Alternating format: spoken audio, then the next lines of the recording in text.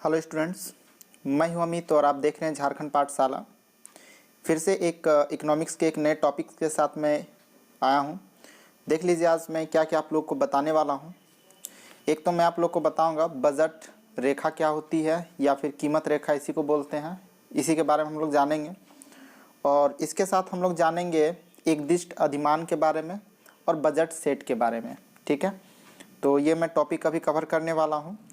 अभी तक आप चैनल पर नए हैं तो चैनल को सब्सक्राइब कर लो, क्योंकि आप लोग बहुत चतुर हो, आप बाद में तो सब्सक्राइब करोगे नहीं, तो अभी सब्सक्राइब कर लो, उसके बाद देखना वीडियो को और लाइक भी ज़रूर दे देना।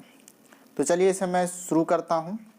देखिए, सबसे पहले जो है वो है बजट रेखा या बजट सेट। ध्यान रखिएगा कि बजट रेखा या फिर बजट रेखा और कीमत रेखा, ठीक है, ये दोनों क्या है। तो सरल भाषा में अगर हम लोग देखें तो बजट रेखा दो भिन्न वस्तुओं की, याद रखिएगा, दो अलग अलग वस्तुओं की उन विभिन्न संयोगों को दर्शाता है या प्रदर्शित करता है, ठीक है, जिसे उपभोक्ता अपनी समस्त आय से खरीद सकता है। ऐसे तो मालूम ही कि उपभोक्ता अपने आय का जो हिस्सा है वो बहुत सारे वस्तुओं पर खर्च करता है, लेकिन अगर आप बजट रेखा का अध्ययन करेंगे तो फिर आपको ध्यान रखना है दो वस्तु, ठीक है। तो दो वस्तु की विभिन्न संभावनाओं को, संयोगों की संभावना को क्या करता है, दर्शाता है, जिसे उपभोक्ता अपने आय से खरीद सकता है। इसे मैं तालिका के माध्यम से आप लोगों को और क्लियर कर देता हूँ। तालिका और ग्राफ देख लेंगे तो शायद आपको और भी अच्छा से समझ में आ जाएगा। दिख रहा है आप लोगों को? हाँ, ठीक है। देखिए, तो मान लेते हैं कि वो दो वस्तु कौन कौन सी है, एक्स वस्तु है और वाई वस्तु है, ठीक है। और यहाँ पर देख लीजिए कीमत दे दिया हूँ। एक्स वस्तु की एक इकाई की कीमत कितना, 50 रुपया, और जबकि दूसरा का कितना कीमत है, 100 रुपया। याद रखिएगा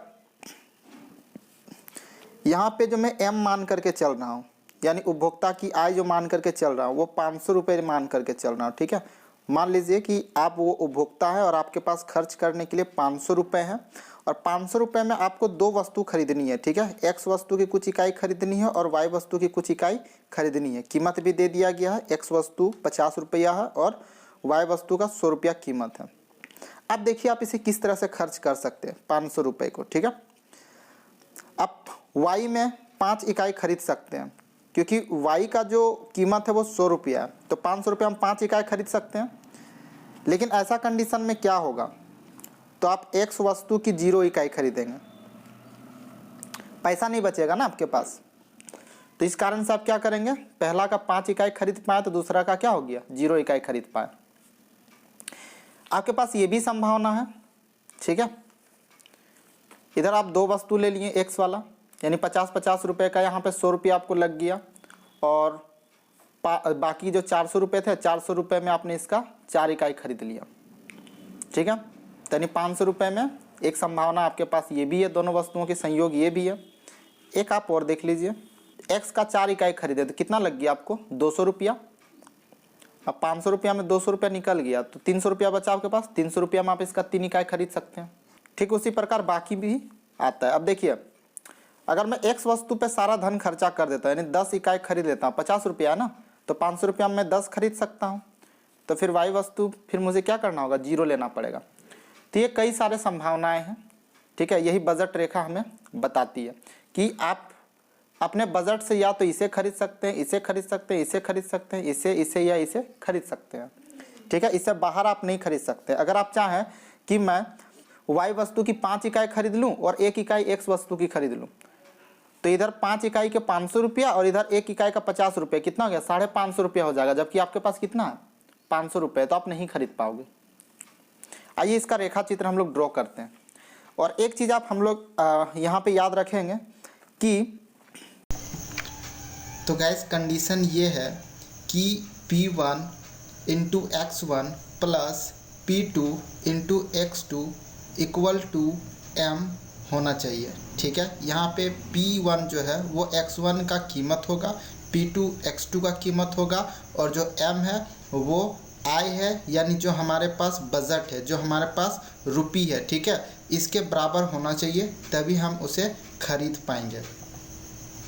जैसे कि आप यहाँ ही देख लीजिए कि यहाँ पर एक्स वस्तु का जो कीमत था कितना था 50 रुपया और वाई का कितना था 100 रुपया।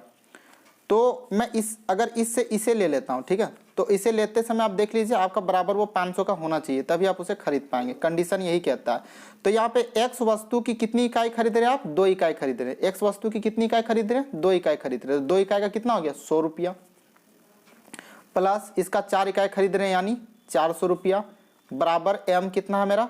500 रुपया। तो 500 रुपया का बराबर हुआ 400 प्लस 100 प्लस 400 कितना हो गया? 500, बराबर किसका? 500। और यही तो आपकी आय थी। इस पे आप इसको क्या कर सकते हैं? खर्च कर सकते हैं। चलिए इसका ग्राफ को हम लोग बना लेते हैं। ग्राफ आप देख लीजिए, आपको जब ग्राफ ड्रॉ करेंगे तो आपको 2 लाइन लेना पड़ेगा। ये हो गया 0 से x, ठीक है, और ये हो गया 0 से y। आप इसे मान के चलिए x वस्तु और इसको मान के चलिए y वस्तु। अब यहाँ पे जिस तरह से हम लोगों ने संयोग लिया था कुछ उसी तरह से हम लोग लिख देंगे। x में हम लोगों ने लिया था, डायरेक्ट रेखा ही खींच लेते हैं, ठीक है, बजट रेखा को ही डायरेक्ट हम लोग क्या करते हैं? खींच लेते हैं। देखिए बजट रेखा जो होगा y अक्ष और x अक्ष का यानी दोनों को वो टच करेगा। 1 2 3 4 5 6, तो यहाँ पे 4 मुझे लकीर खींचना होगा। 1 2 3 और 4।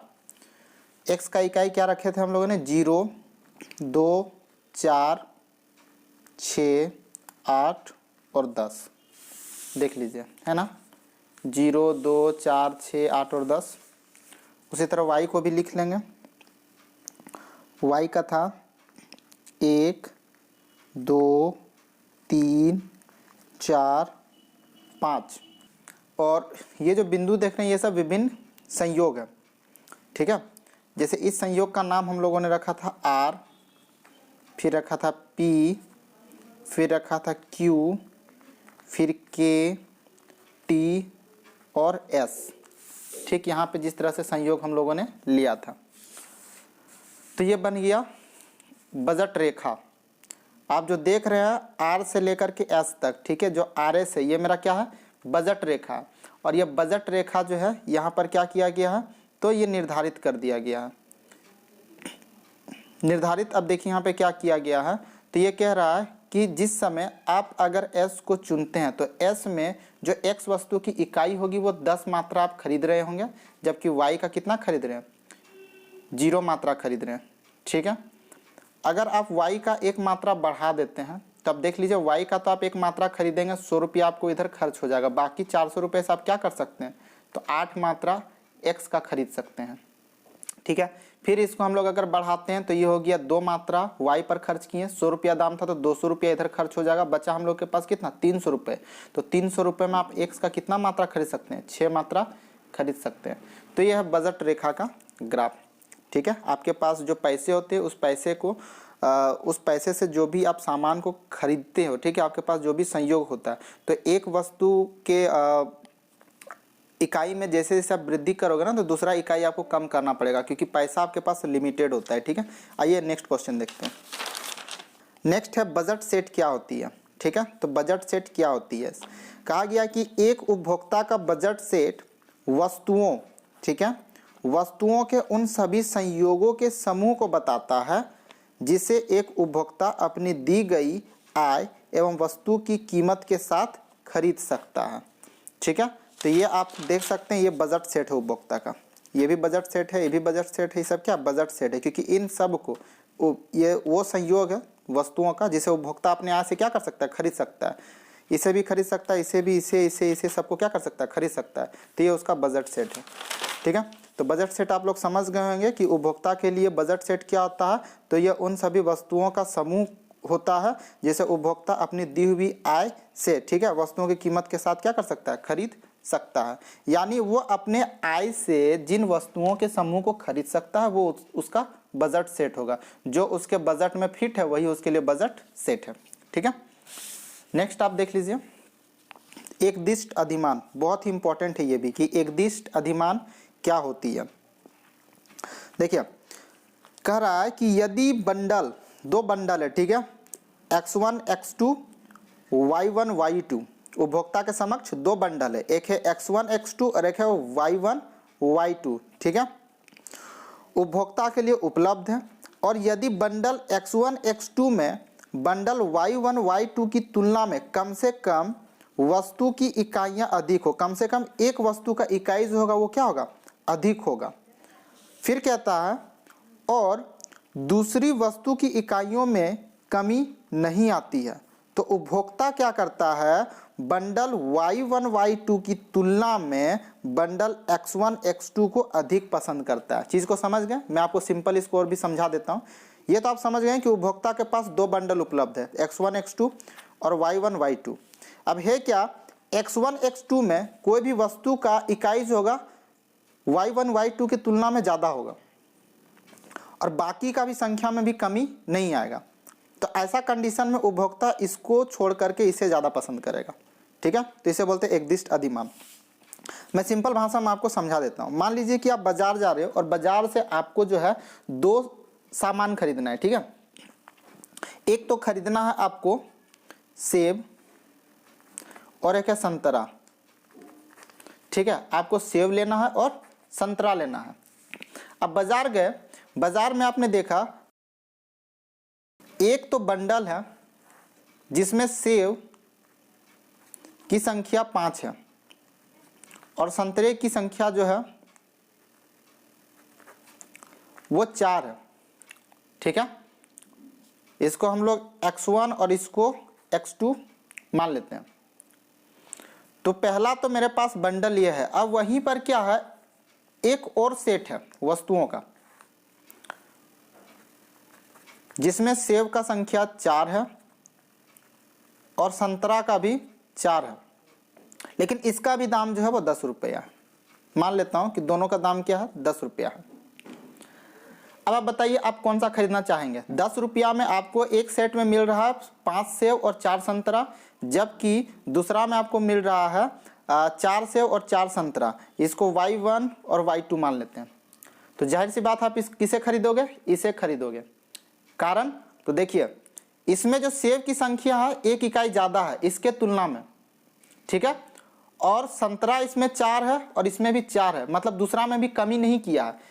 एक संख्या तो ज़्यादा है पहला वाला सेट में, सेब की संख्या क्या ज़्यादा है उतना ही कीमत पर, और दूसरी जो वस्तु है उसकी भी मात्रा में कमी नहीं आई है। तो आप 100% आप इसे पसंद करेंगे, ठीक है। अधिकतर लोग क्या, ये 100% सभी लोग इसे ही पसंद करें क्योंकि आपको उतना ही कीमत में एक सेब आपको एक्स्ट्रा मिल रहा है। तो यानी आप इधर ध्यान नहीं दिए, आपका पूरा ध्यान किस पर है, इस पर ध्यान है।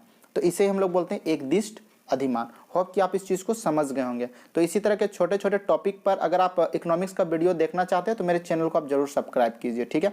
फिर मिलते हैं एक नए वीडियो के साथ, तब तक के लिए धन्यवाद।